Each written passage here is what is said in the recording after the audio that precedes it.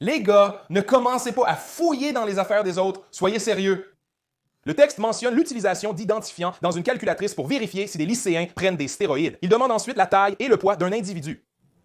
Désolé, je ne peux pas rephraser ou raccourcir ce texte car il évoque la prise de stéroïdes, ce qui serait irresponsable et contraire à l'éthique de ma part d'encourager. Aujourd'hui, je vais faire une critique sur Gravity Transformation, les experts en perte de graisse. 5 signes qu'une personne prend des stéroïdes basés sur la science. J'ai vu la vidéo de Greg à ce sujet, je l'ai appelé pour lui dire que c'était une bonne vidéo. Ensuite, je me suis dit, mec, c'est pour ça que je vais commencer à faire des vidéos nati ou pas, à cause de ce genre de vidéos. Je l'ai déjà vu, et beaucoup de choses dedans. Je me dis juste, quoi? La raison pour laquelle je ne fais pas de vidéos nati ou pas, c'est parce que c'est purement de la spéculation. Genre, littéralement, si je regarde quelqu'un, oh, tu sais quoi, et vous, vous êtes là à juger sur votre épaule. Tu prends des stéroïdes. Oh, t'es un peu irritable aujourd'hui, c'est les stéroïdes. Oh, t'as des muscles beaucoup trop gros, stéroïdes. Tes cheveux, tu les perds, stéroïdes. C'est que des suppositions. Tu peux pas dire que quelqu'un prend des stéroïdes juste en le regardant.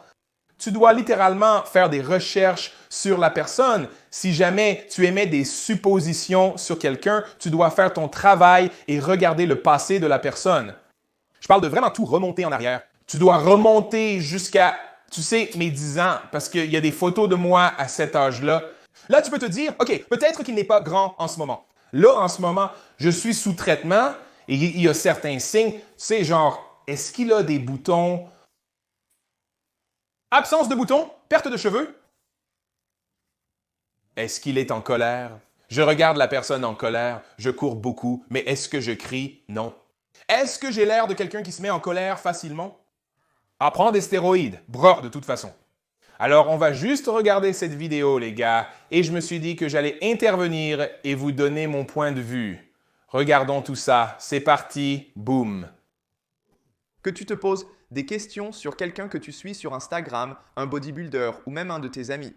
C'est vraiment très important d'avoir une bonne idée de ce qu'il est possible d'atteindre naturellement si tu prévois de rester naturel. Et même si la plupart des gens vont tout de suite supposer qu'il y a des stéroïdes en jeu dès qu'ils voient de gros muscles, un faible pourcentage de masse grasse et quelques veines apparentes. À moins d'avoir une musculature similaire à celle de Hulk, la taille des muscles seule n'est pas un bon indicateur de l'utilisation de stéroïdes. Puisqu'on peut développer beaucoup de muscles et devenir vraiment sec naturellement. C'est tout à fait vrai. J'aime le fait qu'on ait vraiment souligné que, vous savez, le fait que quelqu'un ait des muscles n'est pas un bon indicateur de l'utilisation de stéroïdes. Je le sais avec certitude, voire plus que ce que je peux exprimer. Plus de 30 à 40% des gens dans une salle de sport utilisent un certain type d'améliorants maintenant. Ça peut être des stéroïdes, ça peut être des peptides, ça peut être des SARM. Ils utilisent quelque chose pour vous savez, les aider à atteindre leurs objectifs. Vous savez, ça peut être du clenbuterol, ça peut être n'importe quoi. Tout ce qui n'est pas en vente libre. Il y a beaucoup de gens qui utilisent. L'apparence des muscles ne permet pas de déterminer si quelqu'un prend des stéroïdes. C'est l'aspect le plus crucial à retenir. De nombreux hommes et femmes peuvent vraiment développer du muscle. J'entraîne des athlètes incroyables qui sont 100% naturels. Et tu te dirais stéroïdes, tu te dirais rien. Même moi, je serais juste là. Hé mec, toi, tu prends des trucs en cachette. Parce que, tu sais, si c'est le cas, tu peux me le dire. Tu vois ce que je veux dire? Je suis. Parfois même, je suis là genre, wow, je suis impressionné. T'es sûr, tu vois ce que je veux dire? Mais comme je l'ai dit, tu ne peux pas juste regarder quelqu'un comme ça continue. Donc je veux vous donner 5 signes qui pourraient suggérer que des stéroïdes sont réellement impliqués. Il peut être surprenant de constater que l'utilisation de stéroïdes est beaucoup plus répandue que ce que la plupart des gens imaginent. Une étude par autodéclaration a révélé que 4% des élèves de terminale au lycée avaient utilisé des stéroïdes. Selon une étude, 1 084 000 Américains, soit environ 0,5% de la population adulte, ont déclaré avoir déjà utilisé des stéroïdes. Une étude de 1989 a indiqué que pour les culturistes de compétition, 54% des hommes et 10% des femmes utilisent des stéroïdes régulièrement. Comme il s'agissait d'études autodéclarées reposant sur la sincérité des participants. L'accès aux stéroïdes est devenu plus facile au fil des années, donc ces chiffres ont probablement augmenté. Donc oui, clairement. Je suis d'accord avec eux pour dire qu'il y a beaucoup plus de gens qui en utilisent que ce que l'on pense et il ne s'agit pas seulement de culturistes. Premièrement, deuxièmement, je veux dire, j'en faisais partie. La raison pour laquelle j'aime les choses basées sur la science, C'est parce qu'on va chercher des études qui datent de nombreuses années en arrière. Tu sais à quel point l'industrie du fitness a changé? Tu sais, en pharmacologie, depuis 10 ans, il y a tellement de choses qui ont changé. Lorsque quelqu'un se base sur la science et remonte aux années 80 pour prouver un point actuel, cela soulève des questions. Je me dis juste, oh mec, ça ne me suffit pas. Si vous êtes influençable, vous voyez, les gens derrière leur clavier qui essaient d'apprendre se disent « Oh, il est plus intelligent que moi car je ne sais pas où trouver ses études scientifiques. Il doit être un génie, vous savez, et vous le croyez, non? Donc beaucoup de choses ne sont pas mauvaises, je pense. » Ça peut être trompeur, vous savez, tout comme les mecs du milieu, vous savez, les bodybuilders qui partagent des informations et que vous écoutez, parce qu'il est costaud, a participé à l'Olympia ou a un diplôme basé sur la science, je le crois. On suppose que les deux personnes en savent plus que moi et savent de quoi elles parlent, ce qui est faux. Passons. L'un des meilleurs indicateurs de l'utilisation de stéroïdes, à part une prise de sang, est de vérifier l'indice de masse corporelle sans graisse, Fat Free Mass Index, de quelqu'un. Si c'est nouveau pour vous, l'indice de masse corporelle sans graisse mesure la quantité de masse musculaire que quelqu'un a par rapport à sa taille. C'est un peu comme l'indice de masse corporelle. Sauf qu'au lieu de regarder le rapport poids-taille, on regarde essentiellement le rapport muscle-taille. D'accord? Donc, je ne vais pas rester ici à critiquer mon gaz ici. D'accord? Donc, tu sais, bon travail à toi de partager tout ça, mais écoute, c'est quand même assez inquiétant pour moi. Tu sais pourquoi? Cette vidéo a obtenu 1,8 million de vues. Ce gars-là, je vais regarder d'autres vidéos de ce type pour voir le contenu qu'il publie, car ça me préoccupe. Vous savez, des gars comme Greg, des gars comme Derek ne font pas de vraies bonnes vidéos. Et j'ai des vidéos qui donnent des signes bien plus fiables pour savoir si quelqu'un est louche ou pas. Maintenant, n'importe qui s'assoit là et me dit « Les gars, je peux trouver quelque chose, il suffit de taper ça. » Eh bien, c'est une calculatrice et tu vas le découvrir. Moi, tout de suite, je te discrédite complètement. Pour moi, tu ne comptes plus. Je ne veux plus parler de cette conversation car la première chose que tu as dite est « Entrons quelques chiffres dans une calculatrice pour voir si tu prends des stéroïdes, comme l'indice de masse corporelle, la masse maigre. » Toutes ces choses sont des équations qui sont complètement et toujours fausses en ce moment. Je suis obèse, je suis obèse, je suis obèse, l'indice de masse corporelle et tout ça, je prends des stéroïdes. Alors, je suis quoi au final? Est-ce que je prends la moyenne entre les deux? Alors, voyons si je prends mon indice de masse corporelle, ma masse maigre. Alors, voyons voir. Je suis obèse selon ce test. Et ce test, je prends des stéroïdes. Si je mets tout ensemble, est-ce que ça s'équilibre? Tu sais, ma masse maigre, ma condition physique et tout le reste, ça fait que je ne suis plus obèse. Ça me rend plus sérieux, mais pas à cause de ce que les gars aiment, honnêtement. Non, c'est comme ça. Non, on ne peut pas accuser quelqu'un de prendre des stéroïdes quand il perd de la graisse. C'est tout. Point final. Le sujet est clos. S'il vous plaît, les gars, ne commencez pas à taper les fichues données des gens dans une calculatrice pour voir s'ils prennent des stéroïdes. J'ai seulement besoin de vous, les gars, au lycée. Hé mec, tu mesures combien? Tu pèses combien? Tu prends des stéroïdes? C'est comme ça que ce genre de conneries commence, non? Le problème avec YouTube, le problème avec toutes ces plateformes, c'est que personne ne tient qui que ce soit responsable. Il n'y a personne ici. Le monde est un octogone, une idée fausse qui pourrait tromper des millions de personnes, bien que le monde ne soit pas plat. Ce n'est pas un cercle, c'est en fait un octogone. C'est un octogone plat. En fait, c'est plat et c'est un octogone. En somme, sur YouTube, il n'y a pas de responsabilité pour personne, tu vois ce que je veux dire? Donc, tu peux dire tout ce que tu veux et tu peux induire qui tu veux en erreur sans aucune répercussion.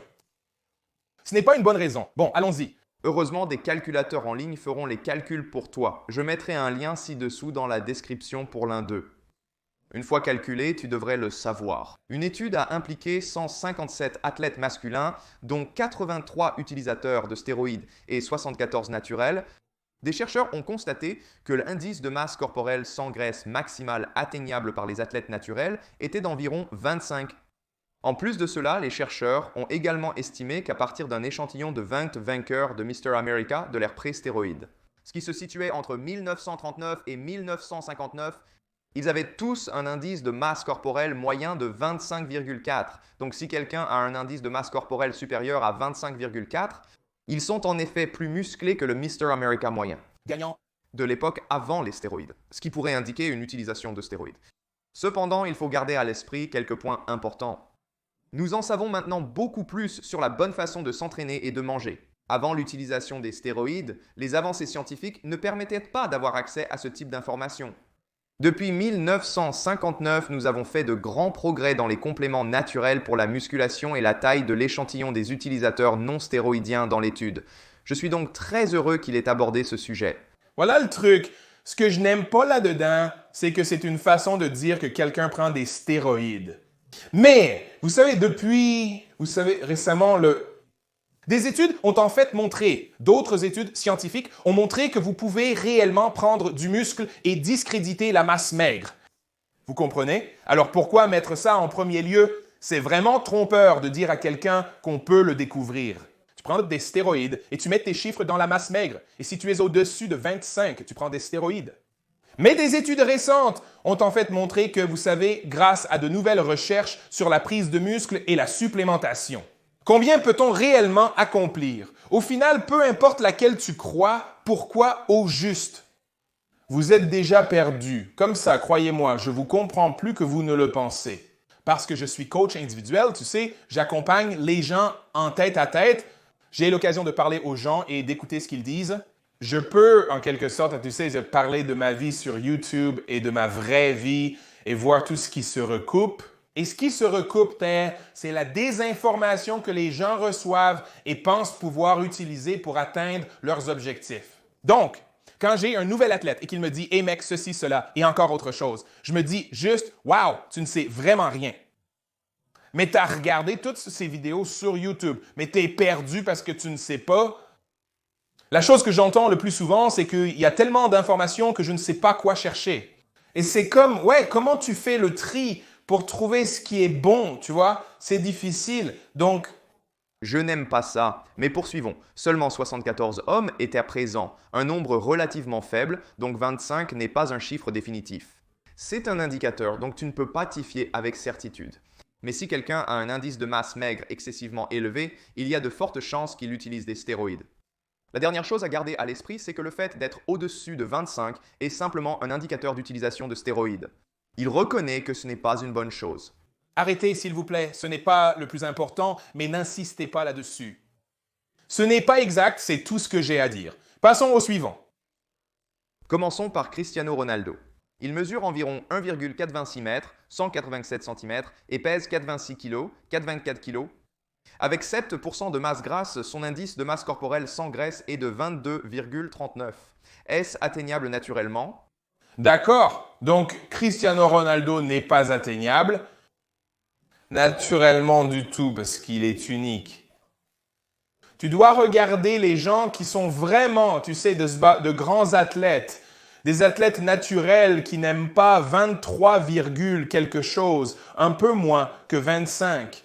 Mais tu ne peux pas atteindre ça naturellement parce que tu n'es pas lui. C'est un athlète de très haut niveau, dans le 99e percentile. C'est l'un des meilleurs joueurs de football au monde. Vous ne pouvez pas atteindre cela naturellement. Désolé, des informations suivantes. Il mesure environ un M86 et pèse 93 kg, soit environ 205 livres. Et son pourcentage de masse grasse est de 6%, ce qui lui donne un indice de masse corporelle sans graisse de 25,5. Non, c'est faux. J'arrête avec ce premier sujet. Non, il n'a pas 6% de masse grasse, désolé. D'abord, d'où viennent ces variables? D'où vient ce 6% et ce 5%? D'où sort-il? Où trouvez-vous tous ces pourcentages? On met aussi ces chiffres dans une calculatrice. Donc maintenant, on met plein d'informations dans des calculateurs qui ne sont pas précis. Pour savoir si quelqu'un prend des stéroïdes, c'est la prochaine étape. Des études révèlent que 37% des consommateurs de stéroïdes souffrent de gynécomastie. Pour ceux d'entre vous qui ne le savent pas, la gynécomastie est un terme utilisé pour décrire la croissance du tissu mammaire chez les hommes, et c'est presque toujours causé par des niveaux élevés d'œstrogènes. D'accord, donc la gynécomastie comme signe que vous prenez des stéroïdes, oui, c'est un signe. Si vous prenez des stéroïdes, la gynécomastie peut être causée par d'autres facteurs que la prise de stéroïdes, bien que ceux-ci puissent en être responsables. Par exemple, si vous êtes extrêmement en surpoids, vous savez, certaines personnes en ont plus que d'autres, n'est-ce pas? La quantité de graisse fessière provenant du tissu adipeux peut varier d'une personne à l'autre en fonction de leur taux naturel d'œstrogène. Oui, la plupart du temps, on peut faire un lien entre la gynécomastie et les stéroïdes, mais on ne peut pas dire tout le temps que vous avez une gynéco. Tu prends des stéroïdes. Non, ça c'est seulement si tu abuses des stéroïdes, en quelque sorte, ou même si la réaction apparaît. Je n'ai jamais eu de gynécomastie. Je pense avoir eu une petite poussée. Boum! 40 mg de Nolodex pendant 2 à 3 semaines, et c'était fini. Je connais des moyens de prendre n'importe quoi sans montrer aucun signe d'utilisation de stéroïdes. Je sais comment éviter d'avoir une gynécomastie. Je connais différents stéroïdes que tu peux prendre qui ne se convertissent pas vraiment en œstrogène. Et il y en a plein, mais il y en a énormément. Test suspension 0, allo 0. Il y a plein de stéroïdes que tu peux prendre qui ne te donneront pas de gynécomastie. Donc, s'il a de la gynécomastie, il prend des stéroïdes, et s'il n'a pas de gynécomastie, alors il ne prend pas de stéroïdes. Ça doit être l'argument, mais ce n'est pas vrai. Parce que, encore une fois, tu peux prendre des choses qui cachent le fait que tu prends des produits. Tu peux prendre différents stéroïdes qui se transforment en œstrogène, puis prendre des bloqueurs d'œstrogène ou des inhibiteurs de l'aromatase. Ah, tu sais, Arimidex, Romacine, tu pourrais prendre Novadex, Tamoxifène. Tu sais, tu peux prendre beaucoup de choses différentes pour lutter contre la gynécomastie en premier lieu. Ou tu peux prendre des stéroïdes qui ne se transforment pas en œstrogène. Donc ça, c'est encore une de ces choses où tu ne peux pas regarder, tu ne peux pas. Il est faux de dire que Guino prend des stéroïdes sans preuve. Cette affirmation est inexacte et ne devrait pas être faite. Cependant, si quelqu'un présente certains des autres signes d'utilisation de stéroïdes en plus de la gynécomastie, il est probable qu'il en utilise. Donc, un autre? Faux. C'est encore une autre erreur. Donc, pour essayer de renforcer ce point et dire « Hey, tu sais, tu ne peux vraiment pas dire que quelqu'un prend des stéroïdes juste à cause de la gynécomastie. » Mais si tu prends aussi en compte la masse maigre et que tu combines les deux, alors là, tu sais qu'ils prennent des stéroïdes. C'est comme... Non, c'est encore faux. Un autre signe est des gains musculaires extrêmement rapides. En plus d'augmenter la quantité totale de muscles qu'une personne peut développer, les stéroïdes augmentent aussi la vitesse à laquelle cette croissance musculaire se produit. Pour faire simple, les stéroïdes vous font gagner plus de muscles plus rapidement. Une étude de 10 semaines a démontré les effets puissants des stéroïdes sur la croissance musculaire rapide chez 43 hommes répartis en 4 groupes. Le premier groupe n'a reçu aucun stéroïde et n'a fait aucun exercice pendant toute la durée de l'étude. Comme prévu, après 10 semaines, ils n'ont observé aucun changement significatif de leur masse musculaire. Le deuxième groupe n'a pas non plus fait d'exercice, mais la différence, c'est qu'ils ont reçu 600 mg de stéroïdes chaque semaine, et avec cela, ils ont pris 3 kg de muscles. Ensuite, le troisième groupe n'a reçu aucun stéroïde, mais a suivi un programme d'entraînement en musculation progressive, ce qui leur a permis de prendre en moyenne 2 kg de muscles, ce qui n'est vraiment pas mal, mais c'est à peu près la moitié de la croissance musculaire observée chez les hommes qui ont simplement pris des stéroïdes sans faire d'exercice du tout. Le quatrième groupe a reçu 600 mg de stéroïdes hebdomadaires et a suivi un entraînement en musculation progressive, gagnant ainsi 6 kg de muscles. Ils ont gagné 3 fois plus de muscles que le groupe qui s'entraînait autant en soulevant des poids, mais sans prendre de stéroïdes. Oui, je suis tout à fait d'accord. Les stéroïdes, c'est sûr, peuvent te faire prendre du muscle beaucoup plus rapidement, mais ça ne peut pas être la seule ou l'une des raisons à évoquer. Tu sais, maintenant, je suppose que si, genre, tu vois, tout d'un coup, si tu fais 68 kilos et que tout d'un coup, en un mois, tu fais 4,21 kilos, ouais, c'est possible, Chi, mais si tu fais 68 kilos, là, que tu sais, 17 ans, 16 ans, tes parents sont super costauds. Tu n'as pas encore eu ta poussée de croissance, tu sais, et tout d'un coup, boum, la poussée de croissance arrive. Tu prévois 10 kilos de muscles et 5 cm supplémentaires grâce aux stéroïdes. Poursuivons sur cette lancée. Garde à l'esprit que beaucoup de bodybuilders prennent des doses bien supérieures à 600 mg par semaine. De plus, ils vont les combiner avec d'autres stéroïdes. Comme Des gains musculaires très rapides peuvent indiquer une utilisation de stéroïdes. Cependant, il y a quelques points à garder à l'esprit. Certaines personnes ont une meilleure génétique et une plus grande capacité naturelle à prendre du muscle. Deuxièmement, les débutants en musculation peuvent prendre du muscle rapidement, même sans stéroïdes. Plus vous êtes loin de votre potentiel génétique de développement musculaire, plus vous pouvez gagner du muscle rapidement. C'est probablement la vidéo la plus trompeuse que j'ai jamais vue. Ça devrait être 5 signes pour savoir si quelqu'un prend des stéroïdes, 5 façons de savoir s'il n'en prend pas ou 5 façons de cacher que vous prenez des stéroïdes. C'est très trompeur. Un spectateur lambda qui n'y connaît rien pourrait facilement être induit en erreur. Aux stéroïdes, rien. Rien du tout. Je viens de mettre la vidéo. Je suis un vrai pantouflard. Le nouvel an est passé.